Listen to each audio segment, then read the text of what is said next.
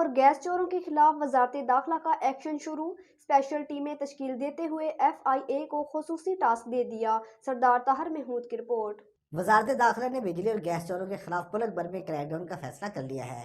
وزیر داخلہ محسن نقوی کی ہدایت پر بجلی اور گیس چوری کے خلاف کریک ڈاؤن کے لیے اسپیشل ٹیمیں تشکیل دے دی گئی ہیں۔ وزیر داخلہ نے اس مقصد کے لیے ایف آئی اے کو خصوصی ٹاسک دے دیا۔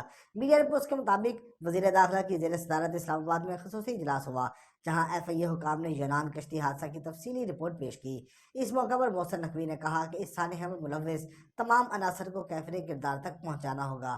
اجلاس میں سیکرٹری داخلہ، ایڈیشنل ڈی جیز اور پاکستان کے تمام ریجن کے ڈائریکٹرز نے شرکت کی۔ وفاقی وزیر داخلہ محسن نقوی نے National Counter of Terrorism Authority NACTA head quarter کا دورہ کیا، جہاں پر اجلاس میں دہشت گردی کے خلاف جنگ سخت کرنے سمیت متعدد بڑے فیصلے کیے گئے۔ نیشنل ایکشن پلان کو کوارڈینیشن کمیٹی نے اگلے ہفتے اجلاس طلب کر لیا۔ دہشت گردی کے ہر واقعے کے بعد کی جانے والی کارروائی سے زیادہ اہم ہے کہ ہم دہشت گردوں کے خلاف پیشگی ایکشن لیں اور دہشت گردوں کو ان کے سہولت کاروں کو خاتمہ کیا جائے۔